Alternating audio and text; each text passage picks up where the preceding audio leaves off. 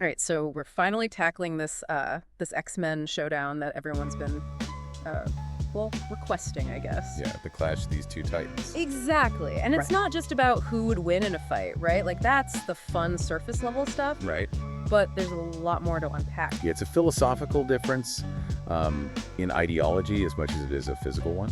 You've got, like, these two groups both dedicated to mutant survival, but their methods are so different. And you can see how that would cause some friction. Totally. And, I mean, we asked you to come on here and really get into it. Happy to be here. So let's start with the basics. Okay. X-Men, Cyclops, Jean Storm, Wolverine, sometimes, right? The classics. These guys are like the poster children for mutant integration, you know? Trying to do things the right way. Yeah, you said over their history, fascinating stuff. 63, fighting for mutant rights from day one. Trying to bridge that gap between humans and mutants. Right, and that's what makes them so interesting to study, because that very idealism, that hope, it can be their greatest strength, but also a huge liability. Okay, and you're saying because, like, their moral compass sometimes prevents them from, you know, I think definitely hamstring them. yeah, making those tough calls. Take Magneto, for example. Classic X-Men villain. Yeah, they're nemesis in many ways. Right. He sees mutant superiority as inevitable, right? Like a force of nature. Survival of the fittest kind of thing. Exactly. And then you have Professor X, the X-Men's founder, who believes in peaceful coexistence. Harmony between humans and mutants. Right. And the X-Men, they're constantly navigating this tightrope between those two extremes. Trying to find a solution that upholds their values, but also, like, actually works in the real world. And they've faced down some serious threats, haven't they? I mean, apocalypse, world-ending events. You'd think they'd have to bend the rules sometimes just to survive. And that's the fascinating paradox. They've won countless battles, but those victories often come from outsmarting their opponents, finding ways to be both effective and ethical. So it's more about brains than brawn with them. In a way, yes. They leverage their powers creatively, but always within those self-imposed boundaries. It's like they're playing chess while everyone else is playing checkers. Precisely. Now contrast that with X-Force. They arrive in 91 with a very different approach. If the X-Men are playing chess, X-Force is. Well, let's just say they're playing a different game entirely. Yeah, it's less about strategy and more about just raw power, right? In a sense, yes. They're less concerned with appearances, more focused on results. Which makes sense when you consider who's on the team. We've got Wolverine pulling double duty. Ah, Wolverine. The embodiment of this very conflict we're discussing. It's like he's got one foot in both worlds. The X-Men's idealism and X-Force's pragmatism. Precisely. On one hand, he believes in Xavier's dream. But on the other, he understands the need for X-Force's methods. And let's not forget the rest of X-Force. Deadpool, Cable, subtlety isn't exactly their style. To put it mildly, they operate in the shadows, dealing with threats the X-Men can't or won't. The dirty work. Exactly. They're the ones who neutralize threats before they become global incidents, even if it means making difficult choices. The kind that would keep Professor X up at night. So you're saying they're like, what, the demolition crew? You might need a surgeon for a delicate procedure, but when you need something leveled. You bring in the big guns. And X-Force, they are the big guns. But that kind of approach has to have consequences. I mean, doesn't it alienate potential allies, make people afraid of them? Absolutely. They are a necessary evil, even within the mutant community. Yeah. Their methods breed distrust, even fear. So we've got the X-Men striving for peace and understanding, and X-Force taking a more proactive approach, let's say. To put it diplomatically. But when those two worlds collide, what then? What happens when the peacemakers clash with with X-Force? That's where things get really interesting. It becomes a question of whether idealism can truly stand against pragmatism in a world that often rewards the latter. Almost like pitting Wolverine against himself, isn't it? Oh, okay, yeah, let's dig into that because that's fascinating. The Wolverine who believes in Xavier's dream. Right. Versus the Wolverine who embraces the darkness of X-Force. The one who's not afraid to really let loose. Exactly. Raw instinct versus years of discipline. So who wins in that scenario? I mean, we're talking about the same guy, basically, right? On a physical level, it's practically a draw. They both have the healing factor, the adamantium clause. Right, same powers, same experience. But the X-Force Wolverine, he's unshackled. He fights with a ferocity the X-Men Wolverine holds back. It's like unleashing a hurricane on a chessboard. Total chaos. Precisely. That difference in mindset, that willingness to embrace his primal nature, that's what could tip the scales. So it's not just about power, it's about how far you're willing to go. Exactly, and that makes all the difference. Okay, so that's terrifying and awesome all at once. But let's talk about some other matchups, like Storm, for example. Powerful mutant.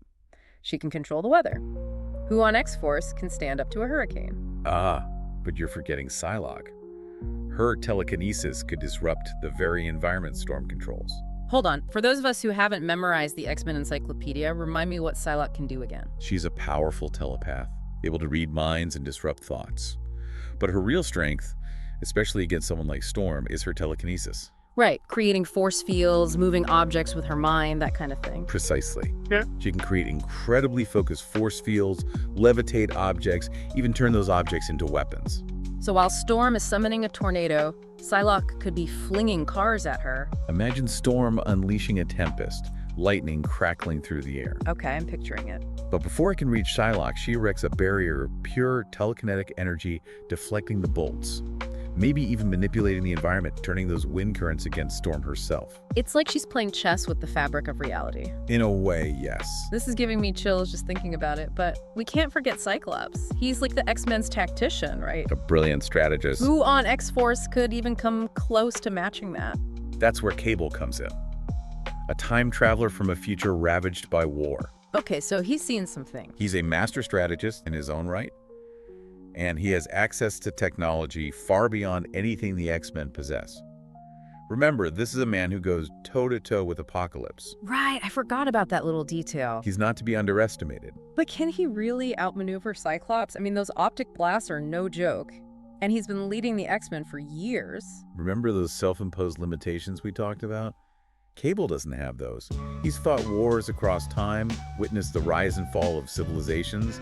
He's not afraid to use any and all means necessary to achieve victory. So it's Cyclops' precision and control, those calculated optic blasts, versus Cable's willingness to rewrite reality to win. Essentially, yes. It's Yeah. a fascinating dilemma. And honestly, a little terrifying. These matchups are really make me think about those classic stories where the hero has to make an impossible choice. The ultimate test of character. Do they become the very thing they're fighting against, or do they find another way? Tough questions, but I think a huge part of us just wants to see these two teams go head-to-head. It would be the spectacle. The ultimate comic book fantasy battle. But it's more than just a slugfest, right? Right. It's about the clash of ideologies, the moral dilemmas that come with their different approaches. So who wins? The team that plays by the rules, striving for peace and understanding. Or the team that operates in the shadows, doing the dirty work no one else wants to acknowledge. Well, if we're talking purely about combat abilities and willingness to exploit every advantage, Don't hold back. Give us the hypothetical knockout punch.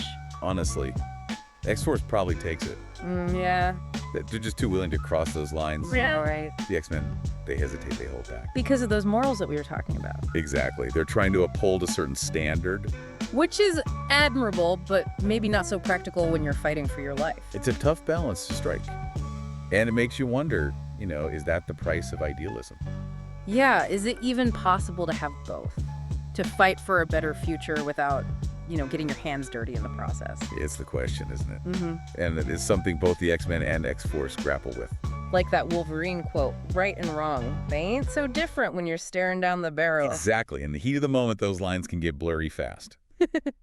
So we've got the X-Men fighting for hope, fighting for a world where they don't have to make those impossible choices. And then you have X-Force acknowledging the darkness, embracing it even.